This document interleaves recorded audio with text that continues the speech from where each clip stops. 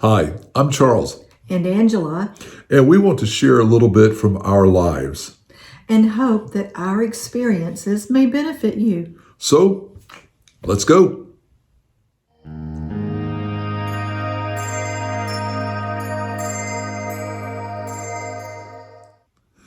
Okay, today we want to discuss navigating the waters of Medicare.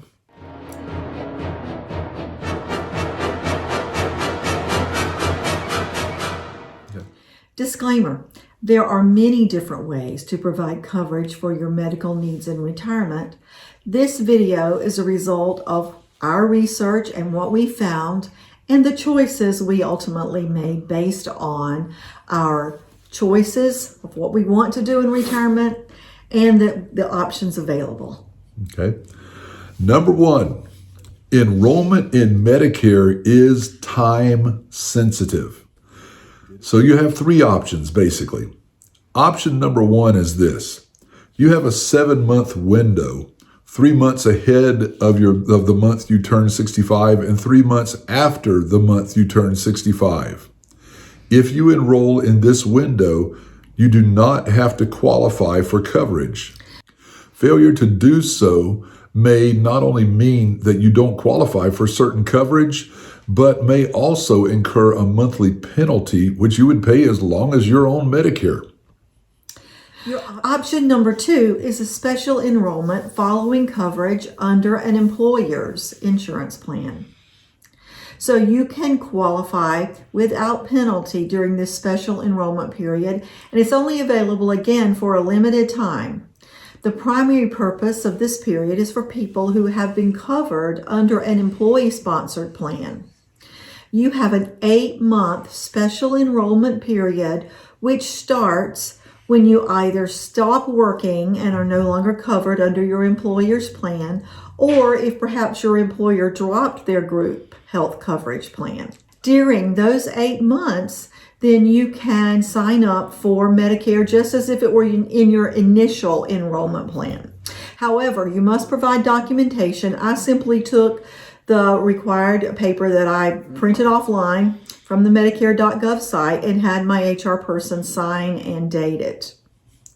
Option number three, between January 1st and March 31st, there is what's called a general enrollment period. If you enroll here, your coverage won't start until July 1st. Why the gap? I don't know. However, if this is your initial enrollment into Medicare, you might be subject to penalties. Now, there are actually several other situations that are kind of atypical. So I encourage you to check the Medicare.gov website for additional information. Now, once you have signed up for Medicare, if for any reason, especially within the first year, you decide you don't like your plan, you are able to make changes. And actually, any year between October 15th to December 7th, you can make changes to your plan. Change the whole plan or change other things that you're signed up for, like drug, vision, dental. However, remember that some plans will require you to medically qualify once that initial enrollment period is passed. So there are two major takeaways from this first part. Number one, don't miss that initial enrollment period. The 7 months surrounding the month you turn 65. That's how he did it. If you are covered by another medical plan, you have 8 months after that coverage ends to enroll in Medicare. And that's how I did it. These are the only times that you're guaranteed to be accepted by the policy of your choice.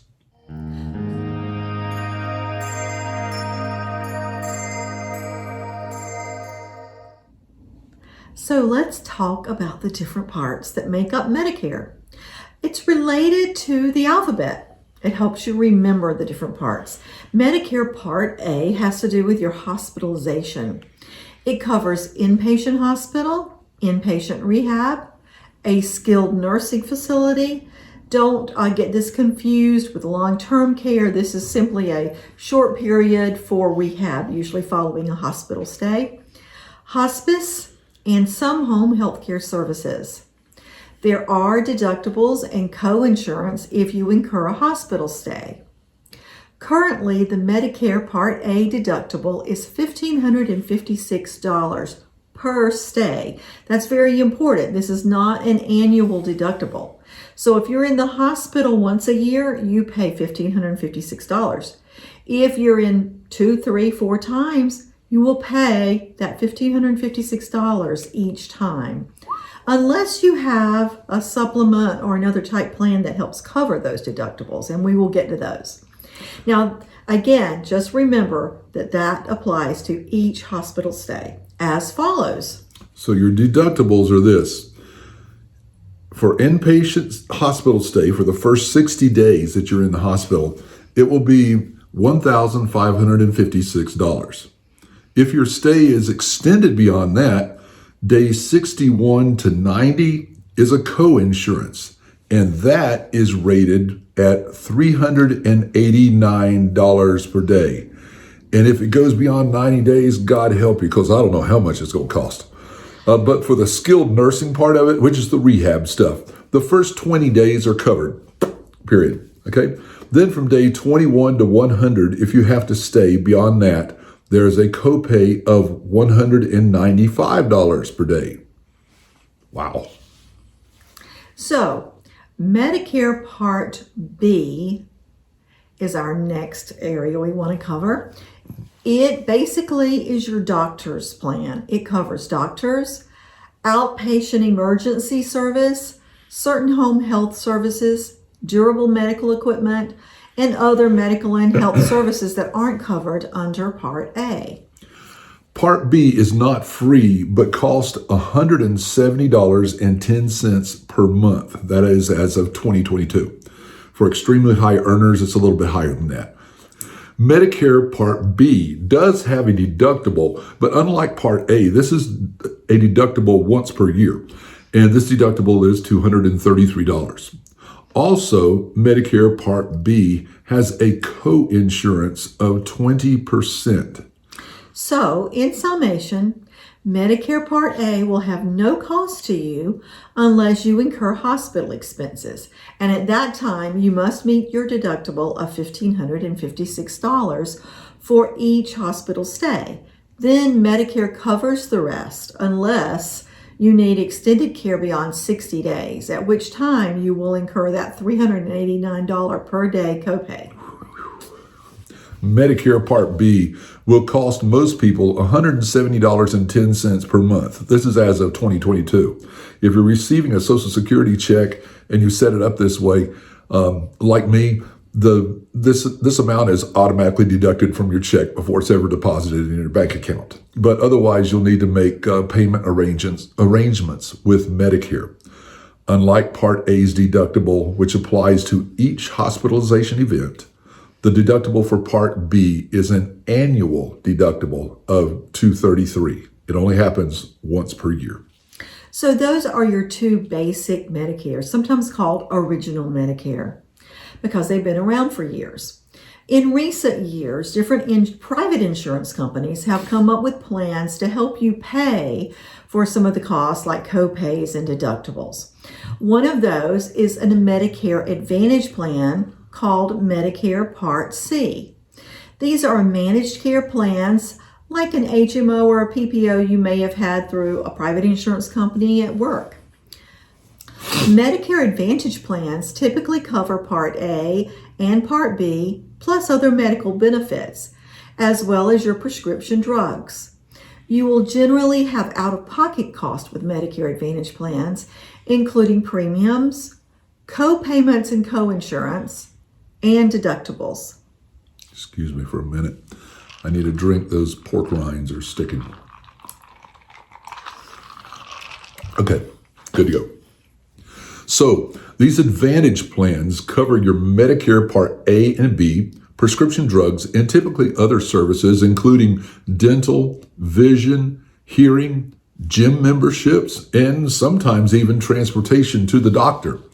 They operate like the typical HMO, requiring you use in-network providers, and you have to obtain referrals for specialists, procedures, tests, that sort of thing. The PPO option allows more choices. There are no referrals to specialists, and you can go to your preferred doctor and hospital, even if they aren't in network. Of course, this may vary a little according to which PPO you get, but that's typical of most. However, this plan is going to cost you more in premiums, and you definitely will have a copay for out-of-network providers still. The average premium for a Medicare Advantage plan in 2022 is $19 a month. And that is a great price when you consider that you're also not having to pay that $170.10 a month premium for Medicare Part B. That doesn't happen when you have an Advantage plan. Although this is the average, some premiums cost $0 and others cost well over $100. A lot of that cost depending on your state. We found that some states it's just more expensive than others for the same benefits. And of course, it may depend on what the HMO or PPO offers. Exactly. So the pros for the Medicare Part C, that is the Advantage plan, are these. All of your coverages are in one convenient plan. It often provides extra services such as vision, dental, hearing, that sort of thing. It typically costs less up front. Some of the plans had $0 monthly premium, and they typically have an out-of-pocket max. The cons are many plans limit the providers you can choose, and if you choose out-of-network providers, you will pay more yourself. Typically, the approved doctors and hospitals and services are restricted to the area in which you live. So if you're out of town or traveling, you may not have coverage. Coverage from some services, doctors, procedures may require referrals and pre-authorization. We ran into that a lot with the HMO plan we had while we were working. And this has been an issue for people who needed certain treatments that were not covered, and either it took them a long time to get authorization and they just had a hard time with that. Typically, these plans have copays and coinsurance, which can add up over time if you have a number of health issues. Yeah. My mom, when she was living, had to have foot surgery. So she went to the hospital. Her Advantage plan covered her hospital stay, no problem, took care of the foot surgery. Everything was good there. And she left there and spent 20 days in a rehab facility, getting back on her feet and getting going again. But on day 21, she was out of there and she came back home with us. Now, these plans are becoming extremely popular. And the prediction is by 2025, fully 50% of American Medicare patients are expected to be on an Advantage plan. In the comments section below, you'll find a link to a wonderful article that provides some great information if you're considering a Medicare Advantage plan. So check it out. Okay, number 5 is the Medicare Supplement Plan or Medigap Plan G. A Medicare supplement plan covers the cost of the Medicare Part A deductible of $1,556 per hospital event. You must still pay the Part B annual deductible of $233. However, supplement plans do not include coverage for dental, vision, hearing, prescriptions, as most HMO plans do. Unlike the Medicare Part C Advantage plan, which includes Part A and B under one plan, with a supplement, you must be separately enrolled in Medicare Part A, B, and D. D is the drug plan. And then you add the supplement for almost 100% coverage except that $233 Part B annual deductible. Medicare Parts A and B are sometimes referred to as original Medicare. The best and sometimes the only enrollment option you have in a Medigap or supplement plan is your initial enrollment. Otherwise, you'll have to qualify. If you have existing health conditions, you may not qualify at a later date. But everyone qualifies at their initial enrollment. So the pros for a supplement plan would be you're covered wherever you go without authorization. You're not restricted regarding providers, no referrals. You go to whomever you want. You typically have no co-payments and no co-insurance, unlike Advantage plans. And although you will pay every month the $170.10 for Medicare Part B and a small amount for a Part D drug plan, you will be basically 100% covered except for that Medicare Part B deductible of $233 a year. Just can't get out of that, can you? You used to be able to, but they changed it just the year before we got into it. Medicare says now you have to pay it. In other words, if you have a serious illness, you don't have to be worried that your treatments will be approved or worried about big medical bills and deductibles. My dad, for instance, he mentioned his mom. My dad had a stroke and he was in rehab for a while. He was there for his 20 days as well, and he needed more work. He really did. So because he had a supplement plan, they kicked in, they paid the $195 a day, so he was able to stay as long as he needed to. He did not have to come home and then have to have rehab coming into the house. So the cons, that is the downside of the supplement plan, is this. One is it doesn't cover routine dental, vision, or hearing, or drugs. So you'll need additional insurance to pay for those or simply pay out of pocket. Unlike the Advantage plans, which sometimes have a $0 premium, Medigap will have a monthly premium plus the $170.10 for the Part B Medicare. And you still have to pay the $233 annual Part B deductible.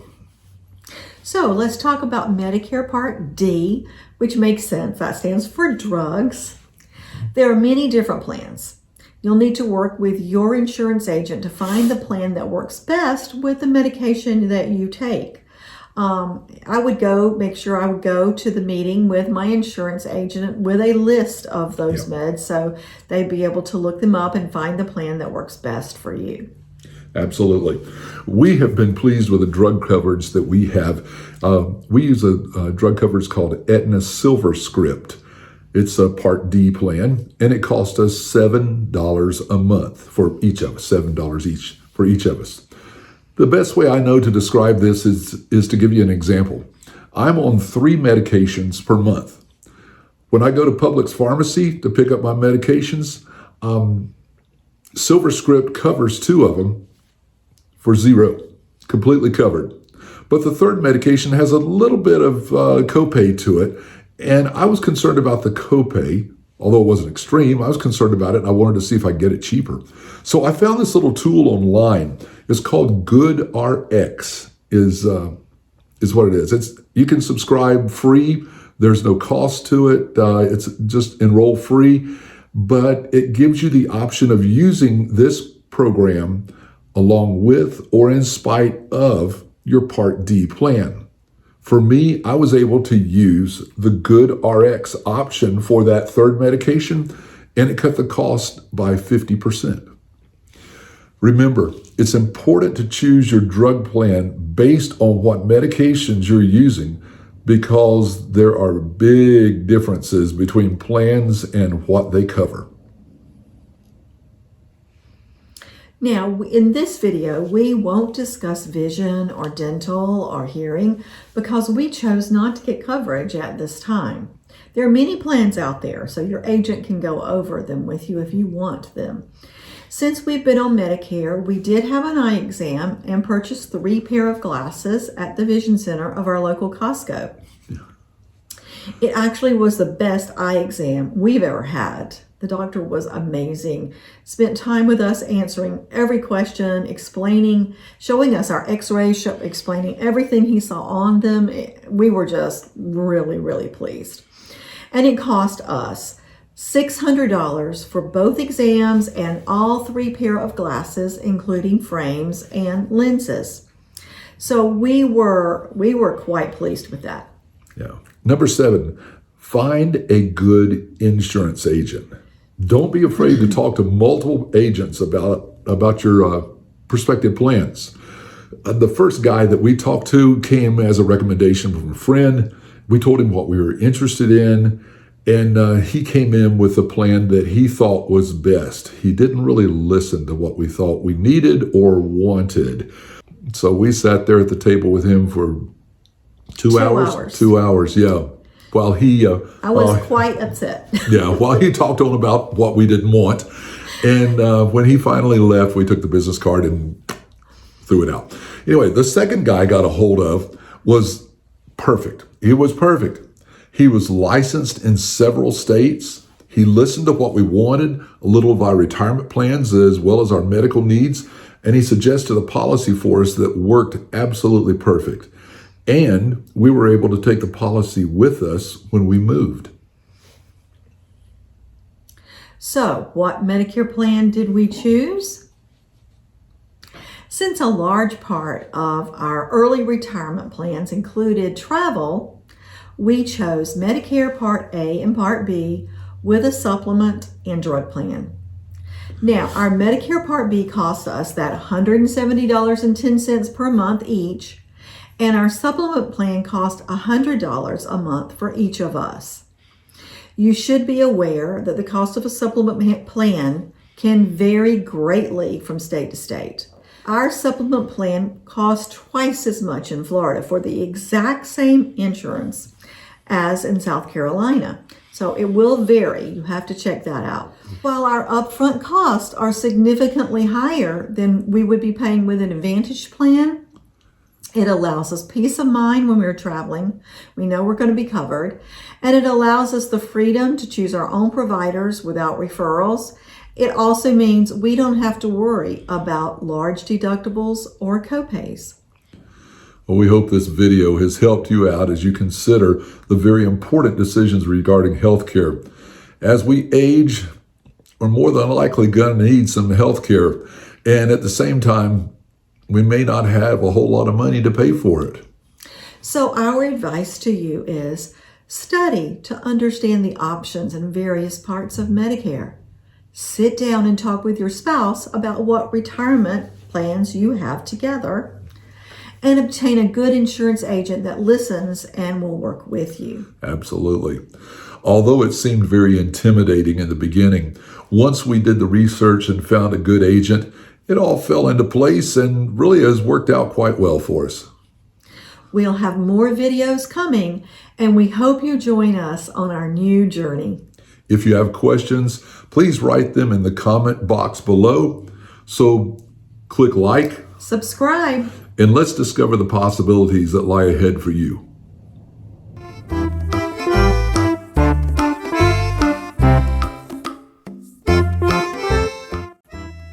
Eight months. Can you edit that? Yeah. So, so I'm joking. Also has a co-insurance of $20. So if you have a doctor's visit... 20%. You said $20. I decide... Should we stop and let you get past this? Because this is gonna take forever. I'm gonna need to get something to drink, probably. So let's stop. So let's talk about the different parts of Medicare. They are related to the alphabet, which helps. Why are you drinking during the video? It's okay. No, it's not.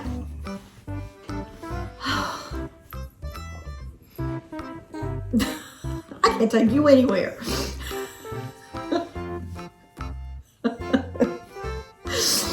Okay, ready now? Fee for Medicare Part A, that is covered under your plan. Medicare Part B. Crap.